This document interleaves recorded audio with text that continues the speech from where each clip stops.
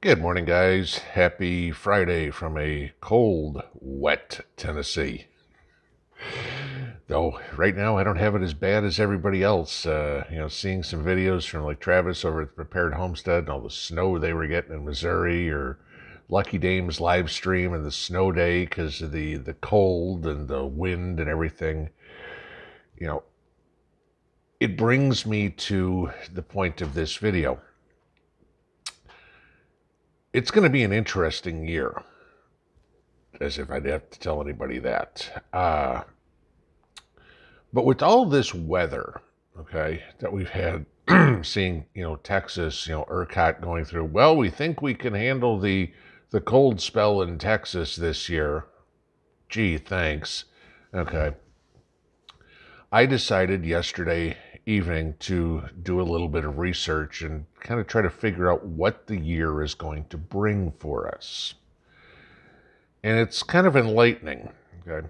Typically we're all used to sunny California, sunny Florida, certainly sunny Texas, a snowy winter up north or whatever. I'm sure we've seen plenty of that. But what's going forward this year?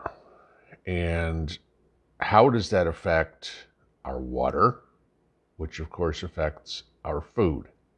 Now, I'll give you a quick story here. My neighbor, who's building a house here, now it's taken about 2 years to build this house because of all the supply chain crap. A couple of weeks back, all of a sudden, he had no water. Okay, now we're all on wells and everything like that out here. My well's 330 feet deep. He's somewhat down the hill from me. They dug his at 250 feet. He had water for a year, no problem.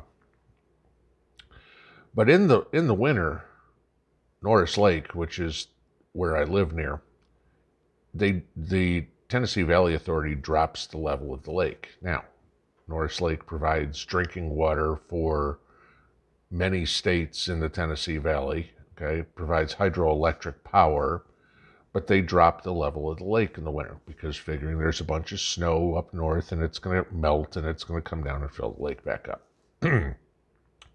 Well, they dropped the lake and then the lake continued to go down. And actually the lake was 4 feet lower than it's ever been. Okay, now it's a man-made lake, so, been around since the 30s.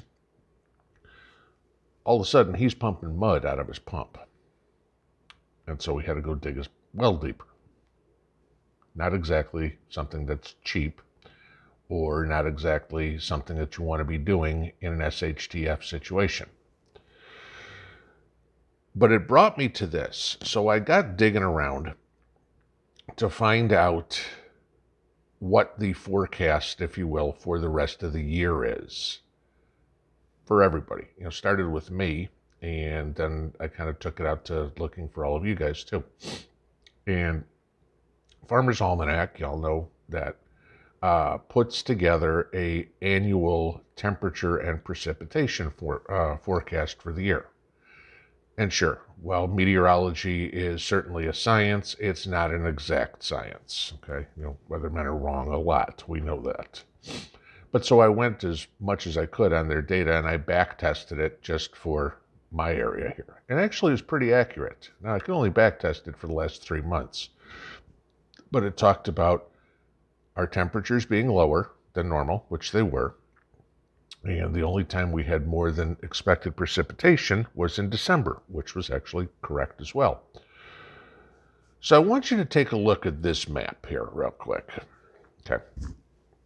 And real quick in here, take a look at what your number is, depending on the area that you live in. Now, when they give you a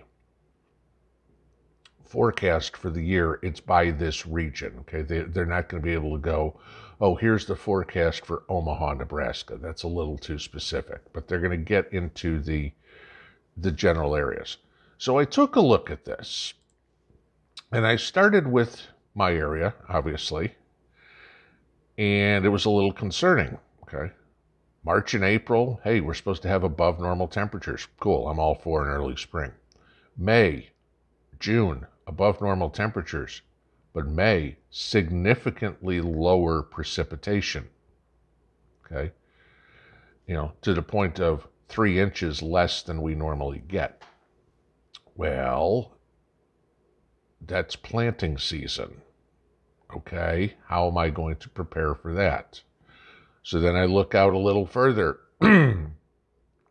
August, September, significantly more rain than than normal. That's harvest season. So I took a look at some other areas here real quick, okay? And if I look at, say, the Heartland, okay, area number 10, this gets real scary, mind you. This is where a lot of our grain is grown, okay? April, May, June, significantly higher temperatures. April and May, significantly lower rainfall. Oh, August and September, significantly higher rainfall. Great. Planting time, less rain. Harvest time, more rain. We kind of need it the other way around, guys, okay? We don't need to be harvesting food in the mud. We don't need to be planting in a drought, okay? So let's take a look with everything that's going on in Texas. So let's look at the Texas-Oklahoma area. All right, now they're kind of really all over the place. February, March, April, May, June, July, the rest of the year, temperatures above normal. Gee, get ready for a hot summer, Texas. April, significantly more rain. May, June, July, less rain. Oops. Okay, so you go from potentially floods to potentially droughts all at the same time. And if you know anything about the soil in Texas, that ain't a good thing. So let's look somewhere else where food is grown. California, okay? Same thing. Now, California is a little bit better off. Less rain in January, less rain in February, less rain in March, less rain in April, a little bit more in May, a little bit more in August. Okay, so California doesn't look like it's going to take the brunt of it. Let's go look at like the Carolinas and Georgia, okay? This is an area to be concerned about. March and April, hey, warmer temperatures, no problem, early spring. April, June, July, August, September, significantly less rainfall than normal. Peach crop this year? Maybe not so hot, okay? Anybody planting in the Carolinas, anybody planting in Georgia, you better have a water backup system. So, I mean, these are things to take a look at, guys. You know, it's not just, oh, gee, I've got some water stored so I can drink, so I can cook, so I can bathe, okay? It's not just I've got some water stored, which you should, okay, for watering your gardens because you're going to need the food. But more importantly, how badly you're going to need the food. Because if all these areas that grow the corn, grow the soybeans, grow the wheat, grow the fruits, grow the vegetables that we eat have watering problems, what do you think is going to happen to the price of food? Remember what we talked about last year with the drought out west, okay? And there wasn't a whole lot of food. We all saw the price of fruits and vegetables go through the freaking roof. It ain't going to get any better this year, especially if you've got dry growing seasons and wet harvest seasons, okay? Plants don't grow well, and then when you try to harvest them, you're trying to pull them out of a swamp and they all rot. This is kind of what we need to concern ourselves with. Do you have a significant backup water source? Like I said, not just for drinking, bathing, cleaning, whatever, but for growing your food. Do you have access to a pond? Or a lake or a stream? If you do you have a pump where you can pump that water out of that pond, stream, lake, or whatever and use it to water your garden? If you don't have something like that, do you have some IBC totes that you can store the rainwater now while you have a chance to get it? Okay. Just because you have a well doesn't mean you're safe. Look at my neighbor, for example. I mean, Two Ladies Homestead also told me the same thing they had a problem with when the lake dropped so much there was no water. They're about 4 miles away from me. Okay. think seriously about what your water plans are, guys, because your water plans are significantly important for your food plans. You know, it's Friday. We'll probably see you again. Have a good one. Pinball out.